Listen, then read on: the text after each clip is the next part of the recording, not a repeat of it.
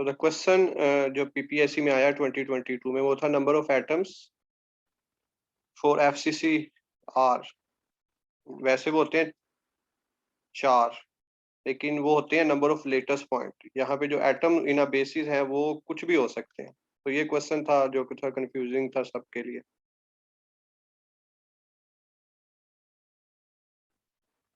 So just कहने का मकसद है आपने रीड आउट करना है इस चैप्टर को, आर के पूरी से। जो प्रॉब्लम हो आप डिस्कस कर सकते हैं, जो आपको लेक्चर शेयर किया गया उससे मिलता जुलता होगा। और कीटल की बुक पे ये जो 2 टेबल्स हैं ये आपने करने हैं। एक तो ये टेबल जो पीपीएससी 2022 में आया, जिसमें एमएससी में से पेपर आया है, उसमें आपके पास ये ऑर्थोरोम्बिक के लिए कोऑर्डिनेट्स पूछे गए हैं। तो ऑर्थोरोम्बिक के लिए जैसे कि नाम से ही वाज़ेह है कि ऑर्थो से मुराद है 90 degree,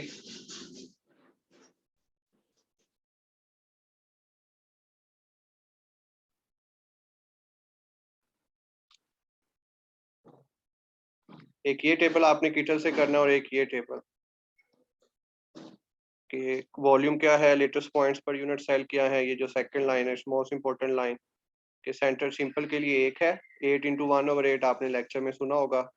8 into 1/8 plus 1, body centre में 2 है और फेस सेंटर में 4 है।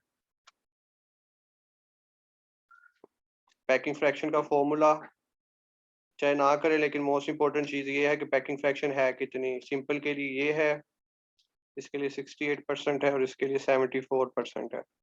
तो पीपीएससी में जो तीसरा क्वेश्चन पिछली दफ़ा सॉलिड स्टेट में से आया वो ये था कि फेस सेंटर्ड क्यूबिक में कितनी स्पेस बाकी होती है। तो वो 26% होगी, क्योंकि 74% तो इस्तेमाल हो रही है, बाकी 26% एम्प्टी रह जाएगी। सो 3 क्वेश्चन सॉलिड से आए थे और तीनों पहले चैप्टर से थे। तो इसलिए मोस्ट इंपॉर्टेंट सॉलिड में पहला चैप्टर है। कीटल में से आपने ये 2 टेबल करने हैं और बाकी जो आपने रीडिंग करनी है वो आपने इस एनोटेटिक बुक है जो आर के पुरी की, या ये जो आपके स्लाइड शेयर की गई हैं, इसमें से आप कर सकते हैं। आर के पुरी की बुक बड़ी आसान अल्फाज में लिखी गई है, तो इसमें आप जस्ट रीड आउट करें, इंपॉर्टेंट पॉइंट जो है नोट डाउन कर लें। जैसे ये फॉर्मूला है, ये किसी और बुक में नहीं मिलता कि किस तरह आप लेटेस्ट पॉइंट मालूम कर सकते हैं किसी एक खास क्रिस्टल के लिए।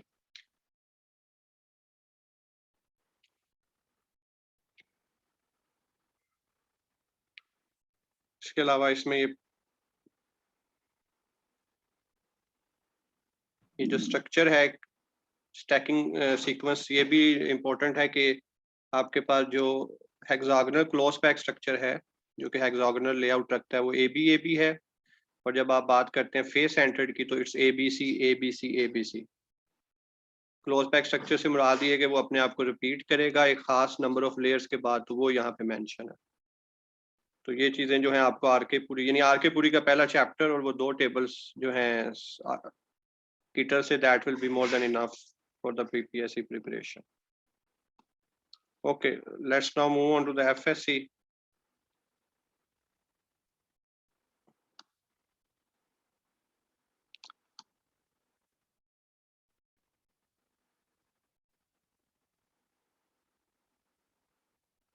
FSC में भी आपको क्विक ओवरव्यू दे देता हूँ, उसमें कोई प्रॉब्लम हो आप डिस्कस कर लें अभी।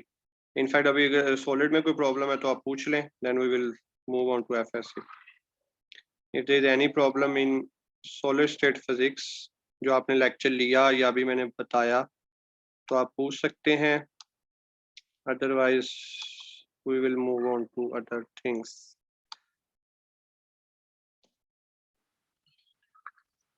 Let's start with then circular motion, 5वां चैप्टर है। तो इसमें जो आपके लिए इम्पोर्टेंट इंफॉर्मेशन है,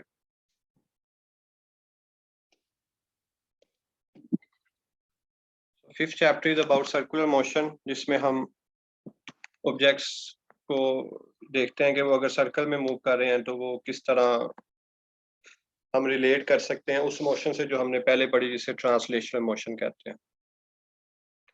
तो इसमें सबसे पहला टॉपिक है एंगुलर डिस्प्लेसमेंट का। तो एंगुलर डिस्प्लेसमेंट से यही मुराद है कि अगर कोई ऑब्जेक्ट दायरे में घूम रहा है तो वो कितना फासला तय करेगा, that is known as angular displacement, जिसका फॉर्मूला S/R। और एक अगर पूरा सर्कल आप पूरा राउंड ट्रिप करें एक पॉइंट से स्टार्ट और दोबारा घूम के उसी पॉइंट पे आ जाए तो उसको कहते हैं सर्कमफ्रेंस, जो हम जानते हैं। तो circumference is basically the total distance. तो आप इसमें 2 पाई दर्ज करके उसको रेडियन में लिख सकते हैं, तो वहां से आता है 1 radian is equal to 57.3 degree. और अगर आपसे पूछा जाए कि एक डिग्री में कितने रेडियंस हैं, तो आप इसको डिवाइड कर देंगे, तो you can find the value. तो जस्ट आपने उस 57.3 को डिवाइड कर देना 1 से, और वाइस वर्सा। तो ये डिमेंशनलेस क्वांटिटी है। Angular displacement is one of those quantities in physics which is dimensionless, लेकिन यूनिटलेस नहीं है। आपको पता है कि एंगुलर डिस्प्लेसमेंट का यूनिट रेडियन होता है। Then we have an angular velocity which is simple. Angular velocity की तारीफ क्या होगी? जो वेलोसिटी की rate of change of angular displacement is called angular velocity. So इसमें से दो डिफरेंट टर्म्स यूज की जाती हैं, एक है टेंजेंशियल वेलोसिटी और एक है एंगुलर वेलोसिटी। तो एंगुलर वेलोसिटी तो वही वेलोसिटी है जो कि ऑब्जेक्ट की सर्कल में होगी। टेंजेंशियल वेलोसिटी से मुराद है वो वेलोसिटी जो कि अबाउट द टेंजेंट, यानी जिसे हम लीनियर वेलोसिटी कह सकते हैं, क्योंकि जब एक ऑब्जेक्ट दायरे में घूम रहा हो तो उसकी जो वेलोसिटी की डायरेक्शन होती है सीधा, लेकिन किसी सेंट्रीपिटल फोर्स की वजह से वो दायरे में घूमता है। तो वो जो सीधी डायरेक्शन है या लीनियर वेलोसिटी की डायरेक्शन है वो टेंजेंशियल वेलोसिटी है, और एंगुलर वेलोसिटी की डायरेक्शन है अराउंड द सर्कल। तो ये दो डिफरेंट टर्म है जिनको आपने ज़हन में रखना है। Angular velocity is rate of change of angular displacement, और इसकी डिमेंशन फ्रीक्वेंसी की डिमेंशन के बराबर होती है, क्योंकि ये डिमेंशन लेस है, इसकी डिमेंशन नहीं है। इसकी डिमेंशन आएगी t-1, जो कि किसकी डिमेंशन है? फ्रीक्वेंसी की डिमेंशन। सो ये क्वेश्चन एमसीक्यूज में आता है कि the dimension of frequency is same as that of, तो वो है एंगुलर वेलोसिटी। अगर आप टेंजेंशियल वेलोसिटी और एंगुलर वेलोसिटी को रिलेट करना चाहें तो ये फॉर्मूला है v is equal to R omega. r is the radius of that circle, और एंगुलर एक्सेलरेशन क्या होगा? Rate of change of angular velocity, same जैसे हम पहले पढ़ते आए हैं। और a is equal to R alpha relation है लीनियर एक्सेलरेशन और एंगुलर एक्सेलरेशन का। तो ये जो फॉर्मूलाज हैं ये आपसे पूछे जा सकते हैं। इस फॉर्मूलाज की बेस पे न्यूमेरिकल आ सकता है। पीपीएससी 2020 में आपके पास जो न्यूमेरिकल था एक, वो इस फॉर्मूले की बेस पे था कि आपको एंगुलर स्पीड दी गई थी, टाइम दिया गया था और एंगुलर एक्सेलरेशन पूछा गया था। Okay, then we have an angular momentum. So जब आप एक दायरे में घूम रहे होंगे तो जो मोमेंटम होगा एंगुलर मोमेंटम होगा, जिसमें अगर आप p की वैल्यू दर्ज करें और सोल्व करें तो दैट्स mr स्क्वायर ओमेगा, जिसको आप l is equal to I omega लिख सकते हैं। सो वहां पे हमारे पास मोमेंटम था mv, p is equal to mv। यहाँ पे है हमारे पास l is equal to I omega. So m की जगह आ गया i which is moment of inertia, v की जगह आ गया omega which is angular velocity, और p की जगह आ गया l which is angular momentum. Okay, angular acceleration की डायमेंशन होगी 1/t स्क्वायर, क्योंकि 1/t है वेलोसिटी की और t उसकी, तो 1/t स्क्वायर वो यानी सिंपल निकल आती है। सिंपल जो डिस्टर्ब करती है वो डिस्प्लेसमेंट की है मेन, बाकी just as it is by definition निकल आती है। तो एंगुलर जो मोमेंटम है वो दो तरह का है, स्पिन एंगुलर मोमेंटम है और ऑर्बिटल एंगुलर मोमेंटम है। आप में से कोई बताना चाहेगा अर्थ के लिए स्पिन एंगुलर मोमेंटम से क्या मुराद है और ऑर्बिटल एंगुलर मोमेंटम से क्या मुराद है फॉर अर्थ? आर अर्थ, यानी इसको मैं यूं पूछ रहा हूँ कि हमारे दो चीजें होती हैं, एक तो दिन और रात होते हैं और एक साल 365 एंड 6 आवर्स के बाद एक साल गुजरता है। तो दिन के साथ कौन सी एंगुलर मोमेंटम रिलेट करती है? और सर दिन के लिए वो स्पिन एंगुलर मोमेंटम, और ऑर्बिटल है वो जो है वो साल के लिए होती बिल्कुल, ऑर्बिटल जो है वो अराउंड द सन, वो एक साल है। जी सर। की जो है उसे हम ऑर्बिटल एंगुलर मोमेंटम की टर्म में लेंगे, और स्पिन जो है हमारा दिन और रात, क्योंकि सूरज तो उसी जगह पे फिक्स है, जमीन घूम रही है, तो जो दिन आता है सूरज कुछ टाइम के बाद वापस, तो वो इसी वजह से है क्योंकि जमीन अपने और एक्सिस पे भी घूम रही है। So there are two different types of angular momentum, spin and orbital. Spin होता है about a point, orbital जो है about a axis having some radius r. Spin में कोई रेडियस नहीं होता। अच्छा, इसी से बल्कि क्वेश्चन एक पूछा जा सकता है कि इलेक्ट्रॉन की स्पिन से क्या मुराद होता है, यानी आम स्पिन और इलेक्ट्रॉन की स्पिन में क्या फर्क है? Isn't they the same or different? Electron या तो कोई ये- भी एलिमेंट्री पार्टिकल। तो ये उसकी इंट्रिंसिक प्रॉपर्टी है जिसको हम डिफाइन नहीं कर सकते। जी जी, क्योंकि एक एलिमेंट्री यानी स्पिन से मुराद है कि कोई एक्सिस ऑफ रोटेशन है जिसके अराउंड वो घूम रहा है, लेकिन इलेक्ट्रॉन एक एलिमेंट्री पार्टिकल की डेफिनेशन ये है कि वो ब्रेकेबल है, वो बिल्कुल यूनिट पॉइंट है, यानी पॉइंट चार्ज जिसे कहते हैं कि उसको आप कोई उसका एक्सिस डिफाइन नहीं कर सकते। तो ये स्पिन इलेक्ट्रॉन की इंट्रिंसिक प्रॉपर्टी है, it's not like this spin.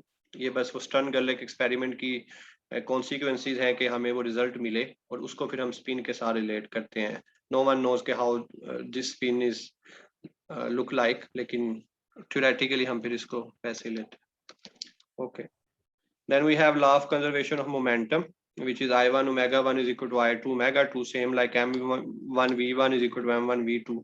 तो अगर आपको एक चीज बढ़ाई जाएगी तो दूसरी कम हो जाएगी, इसीलिए जब स्पिन कम की जाती है तो मोमेंट ऑफ इनर्शिया बढ़ जाता है। जैसे कि एक एग्जांपल दी गई है डाइवर की, कि डाइवर जब जंप करता है और डाइवर जब नज़दीक होता है तो वो क्यों समरसॉल्ट करता है, तो इसी वजह से, क्योंकि वो मोमेंट ऑफ इनर्शिया कम करता है तो एंगुलर वेलोसिटी बढ़ जाती है। तो एंगुलर वेलोसिटी से बढ़ने से मुराद है नंबर ऑफ जो समरसॉल्ट्स है वो बढ़ जाते हैं। ओके, इसके बाद हम एक ओवरव्यू ले लेते हैं book base.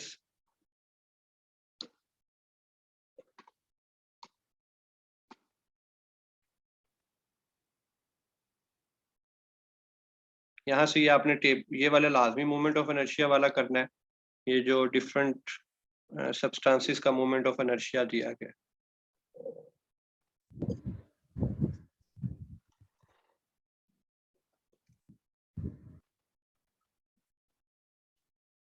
Okay, rotation kinetic energy of disc and hoop, इसमें से आपके से ये इंफॉर्मेशन पूछी जा सकती है अगर डिस्क और हूप को ऊपर से फेंका जाए, या कोई और बॉडी दी जा सकती है जो कि आपको पिछला क्वेश्चन हेल्प करेगा। इनफैक्ट 2022 में पेपर क्वेश्चन भी आया जिसमें ये पूछा गया था कि अगर हम ये मटेरियल और ये मटेरियल यूज करें तो कौन पहले पहुंचेगा। तो अगर आपको मोमेंट ऑफ इनर्शिया पता है तो फिर आप इजिली वहां से स्पीड को डिटरमाइन कर सकते हैं, जिसकी स्पीड ज्यादा होगी वो पहले पहुंचेगा। Okay, the most important topic here is the real and apparent weight, जो कि आपने जब स्क्रीनिंग टेस्ट दिया होगा तो उसमें भी उसके ऊपर क्वेश्चन थे और उस पर हमने डिस्कशन में भी क्लियर किए थे कुछ पॉइंट्स। इसके हम दोबारा एक दफ़ा देख लेते हैं।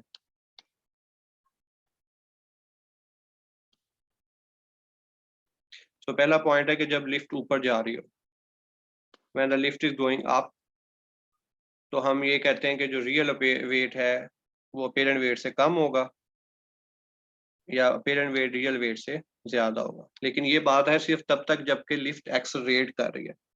पर लिफ्ट ऐसे तो नहीं होता कि लिफ्ट एक्सेलरेट करी और एकदम उसने ब्रेक लगाई और लिफ्ट रुक गई।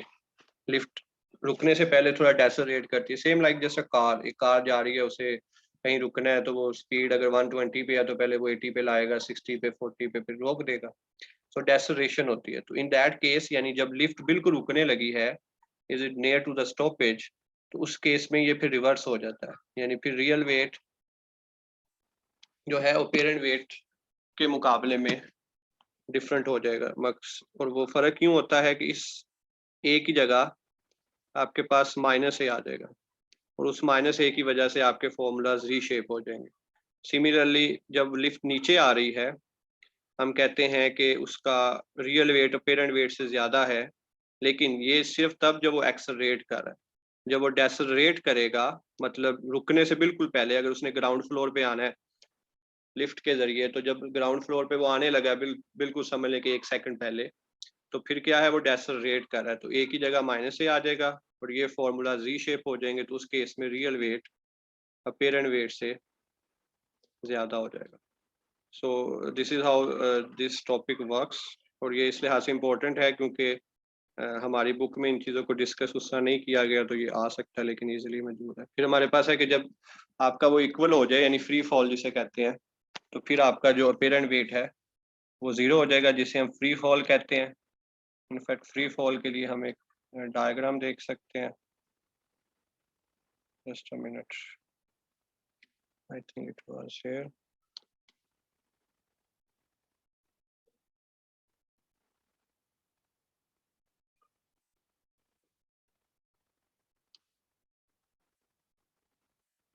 Okay, if you can see this screen कि यहाँ पे एक ऑब्जेक्ट है, उसको रखा गया, उसको उससे थोड़ी ज्यादा स्पीड से फेंका गया और उसको उससे ज्यादा स्पीड से फेंका गया, तो वो क्या हो गया, एक खास वक्त के बाद जिसे फ्री फॉल कहते हैं, और वो ऑर्बिटल मोशन स्टार्ट कर देता है। तो दिस इज हाउ बेसिकली कि जिसे फ्री फॉल आप कह रहे हैं या the motion around the earth, वो एक खास स्पीड पे होता है जिसे हम ऑर्बिटल स्पीड कहते हैं। ओके,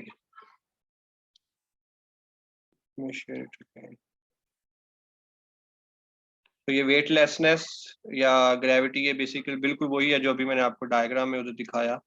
जब आप उसे खास स्पीड से फेंकेंगे तो वो ऑर्बिट करना शुरू कर देगा, उससे स्पीड से कम अगर फेंकेंगे तो वो ऑर्बिट नहीं करेगा, वापस अर्थ पे आ जाएगा, और उससे ज्यादा करेंगे तो वो ऑर्बिट से बाहर चलेगा। So it has to be a fix speed known as an orbital speed, और वो आप इजीली निकाल सकते हैं ग्रेविटी को सेंट्रीपिटल फोर्स के को रख के।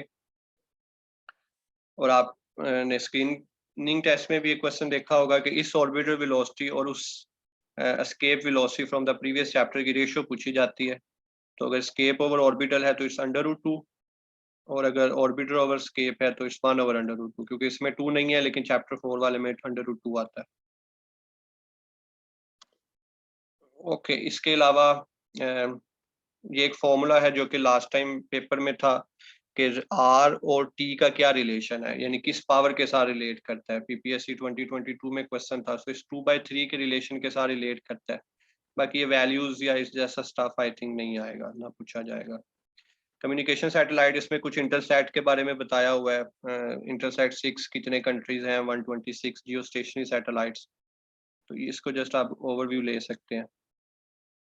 And the last is Newton and Einstein view of gravitation. तो इसमें सिंपल ये है कि न्यूटन व्यूज वाज के F = gm1 m2/r²। अगर दो ऑब्जेक्ट्स हैं वो तो एक दूसरे को अट्रैक्ट करेंगे। क्यों करेंगे, he said it's intrinsic property, मुझे नहीं पता क्यों करेंगे। तो आइंस्टाइन इसका आंसर दिया था वो क्यों करेंगे। ही सेड के जो हमारी स्पेस टाइम है वो एक रबर शीट की तरह है, जिसके ऊपर जब कोई भारी चीज रखी जाती है तो उसमें कर्व पैदा हो जाता है। उस कर्वेचर की वजह से जो इर्द गिर्द की चीजें हैं वो उसकी तरफ अट्रैक्ट होती हैं, और जब ये खास स्पीड से उसकी तरफ अट्रैक्ट होती हैं तो वो ऑर्बिट करना शुरू कर देती हैं। तो this is basically Einstein view of gravitation. तो यहाँ पे बेसिकली हम रिलेटिविटी में से जनरल रिलेटिविटी में थोड़ा सा मजीद थोरोली देखेंगे, लेकिन यहाँ पे जैसे एक ब्रीफ कंपैरिजन है। न्यूटन व्यूज वाज इंट्रिंसिक, लेकिन आइंस्टाइन सेड के ये इसकी प्रॉपर रीजन है, इस नोट के बस है, क्यों है इसकी भी एक रीजन है।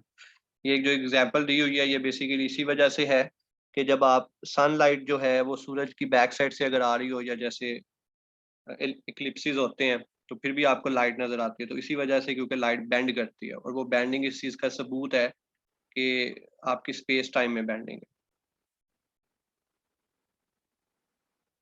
Okay, next is a chapter 6। तो इसमें बिल्कुल कुछ खास चीजें नहीं है। जो फर्स्ट आपके सबसे इम्पोर्टेंट है वो टर्मिनल वेलोसिटी का टॉपिक है। टर्मिनल वेलोसिटी क्या है, जब जैसे कि बारिश है, लेट्स से बारिश का कतरा नीचे की तरफ आ रहा है तो उसका वेट डाउन साइड पे है, उस पर ड्रैग फोर्स लग रही है ऊपर की तरफ। ये ड्रैग फोर्स आप खुद भी महसूस करते हैं अगर आप बाइक पे जा रहे हैं या रिक्शे पे हैं या गाड़ी पे हैं। तो आप अपना हाथ बाहर की तरफ करें तो आपके हाथ पे एक ऑपोजिट फोर्स लगेगी, that force is known as drag force. जिससे आप स्पीड बढ़ाएंगे वो ड्रैग फोर्स बढ़ती जाएगी।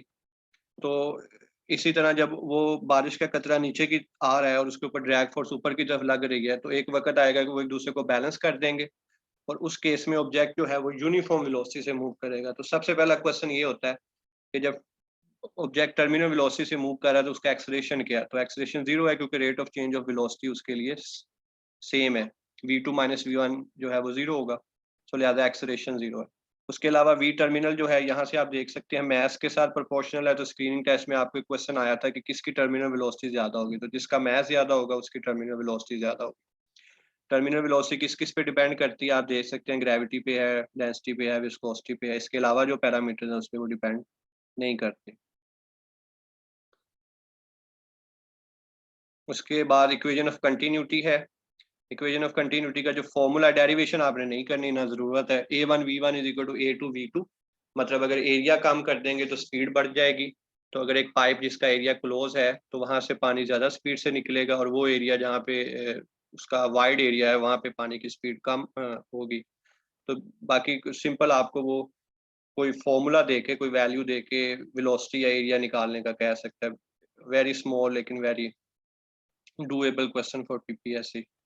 तो इसमें जस्ट आपने ये फॉर्मूला करना है और ये चीज करनी है कि ये आता कैसे है। तो ये law of conservation of mass से आता है, mass at point 1 is equal to mass at point B.